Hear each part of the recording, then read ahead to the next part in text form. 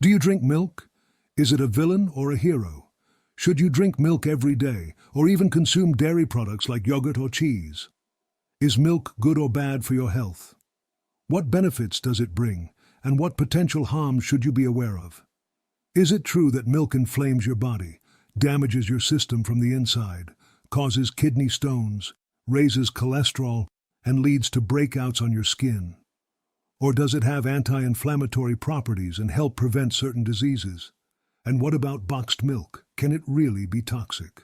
Why are some people more sensitive to milk than others, unable to tolerate this widely consumed beverage? These are the questions we're going to explore today as we look at this often criticized yet equally loved food, milk. According to Dr. Barbara O'Neill, understanding the latest scientific research is key to clarifying the myths and misconceptions that surround dairy. By the end, you might just find yourself enjoying your latte with peace of mind. Let's begin by considering why milk has been such a controversial topic in recent years. For decades, milk was seen as a superfood, rich in nutrients and a staple in households around the world. In fact, in my childhood, it was considered essential for growth and health. But as Dr. Barbara O'Neill explains, what changed is our understanding of nutrition.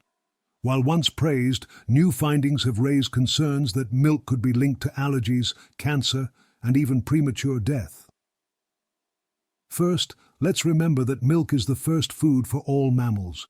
Breast milk in particular is tailored by nature to provide everything a newborn needs for proper brain development and protection from infections such as ear infections, diarrhea, and pneumonia. It also offers long-term protection against conditions like allergies, diabetes, hypertension, and obesity. For the first 6 months of life, breast milk supplies all the necessary nutrients for a baby to grow and thrive. Additionally, breastfeeding benefits the mother by reducing her risk of developing breast, ovarian, and endometrial cancers. While not a guarantee, Dr. O'Neill highlights that studies show a significant reduction in risk for mothers who breastfeed. However, after weaning, the role of milk in our diet becomes less clear. Why has milk's reputation shifted from being a health hero to potentially harmful? Part of the answer, according to Dr. Barbara O'Neill, lies in the development of infant formulas in the mid-20th century.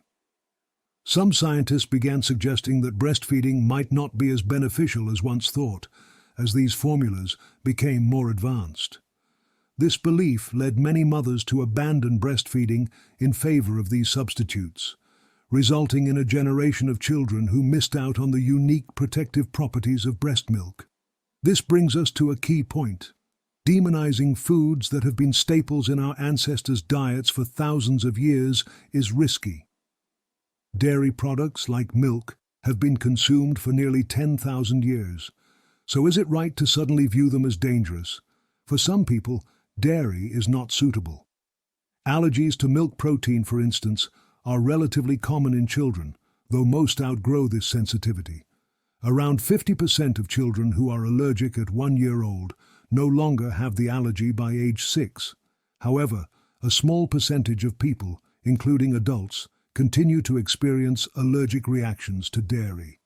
Lactose intolerance is another widespread issue. This condition arises when the body does not produce enough lactase, the enzyme needed to break down lactose, which is the sugar in milk.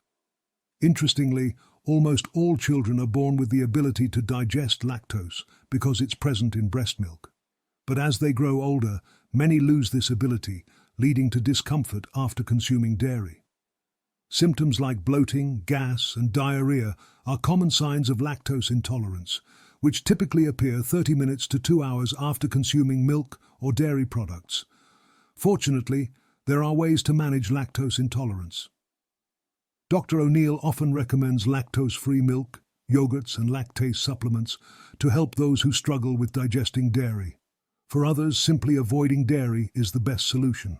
Another concern often associated with milk is its role in causing inflammation.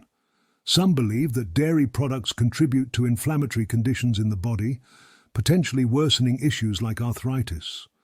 However, Dr. O'Neill clarifies that research does not fully support this idea. For most people, milk does not cause inflammation, In fact, it may even have anti-inflammatory properties. Finally, what about the claim that milk causes acne? There is some evidence suggesting that milk, particularly skimmed milk, can contribute to acne in certain individuals. This may be due to the hormones present in milk, which can increase oil production in the skin. If acne is a concern for you, reducing your dairy intake, especially milk, might help improve your skin's condition. Now let's turn our attention to another crucial question. Is milk good or bad for your heart? This is a concern many people have, especially as heart disease remains one of the leading causes of death worldwide. According to Dr. Barbara O'Neill, the type of milk you consume plays a significant role. Whole milk, for instance, is high in saturated fats, which can increase LDL cholesterol, the bad cholesterol, and contribute to the risk of coronary heart disease. A study published in Nature in 2023 highlighted this association between whole milk and increased heart disease risk.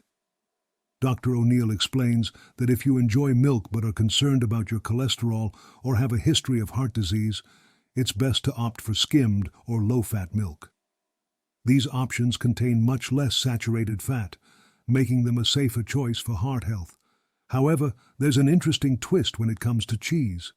Some studies suggest that cheese, despite its fat content, may actually offer some protection against heart disease, particularly for women.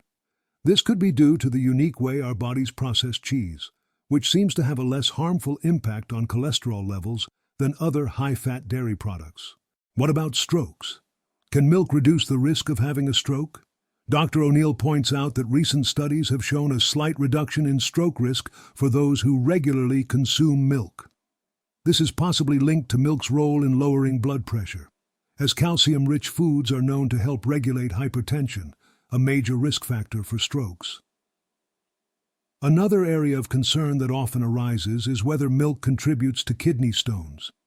Given that milk is rich in calcium, many people assume it could lead to the formation of stones. However, according to Dr. Barbara O'Neill, this is a myth. Milk actually helps prevent the development of kidney stones, as it binds with oxalates in the digestive system, reducing the risk of these minerals forming into stones. But what about bone health? Milk has long been touted as a key contributor to strong bones thanks to its high calcium content. Dr. O'Neill emphasizes that while calcium is indeed essential for bone strength, it's not the only factor. Bones also require other nutrients like vitamin D, magnesium, and phosphorus to maintain their health. Interestingly, Dr. O'Neill notes that studies on whether dairy actually prevents osteoporosis, a condition where bones become brittle and fragile, have yielded mixed results. Some studies suggest that dairy has little effect on bone health or may even be linked to an increase in fractures. However, the majority of research shows an inverse relationship. The more dairy products you consume, the lower your risk of developing osteoporosis. Still, it's essential to maintain a balanced diet with various sources of calcium, not just milk. Let's also address another common question. Does milk cause allergies? While it's true that some people, especially children, can be allergic to the proteins found in milk, Dr. O'Neill explains that this is relatively rare. For the vast majority of people, consuming milk does not trigger an allergic response.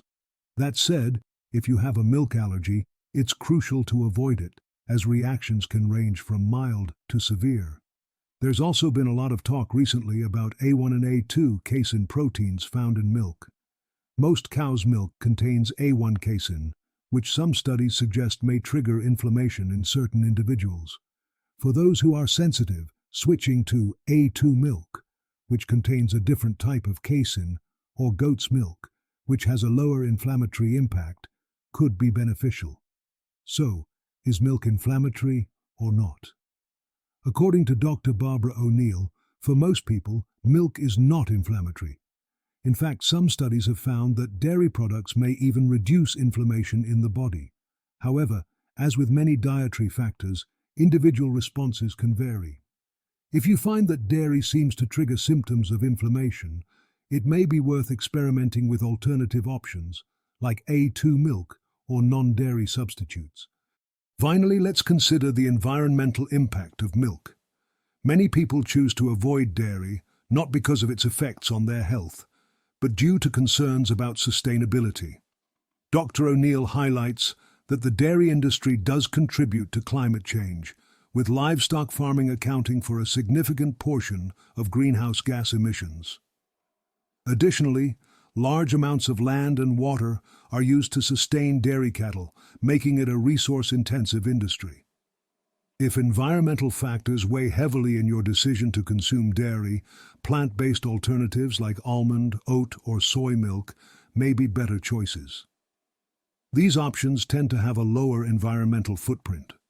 However, Dr. O'Neill also reminds us that these alternatives often come in Tetra Pak packaging, which, like milk cartons, rely on technology to preserve the product for long periods. This is a point to consider when evaluating the overall impact of these substitutes. In conclusion, should you include milk and dairy in your diet? According to Dr. Barbara O'Neill, the decision ultimately comes down to your personal health and lifestyle. For many, milk can be a beneficial source of calcium, protein, and other essential nutrients. But if you experience issues like lactose intolerance, acne, or if you're concerned about the environmental impact, it's perfectly fine to explore other options. The key is to make informed choices based on your body's unique needs, and as always, be cautious of misinformation and myths surrounding dairy. If milk works for you, great. Enjoy it as part of a balanced diet. If not, there are plenty of alternatives that can help you maintain good health without it. If you found this video helpful, don't forget to give it a like. It really helps us continue bringing valuable content like this, and feel free to share it with your friends and family so they can stay informed too. Now, check out the videos popping up on your screen. Click on them to dive even deeper into healthy eating and how to take better care of your health.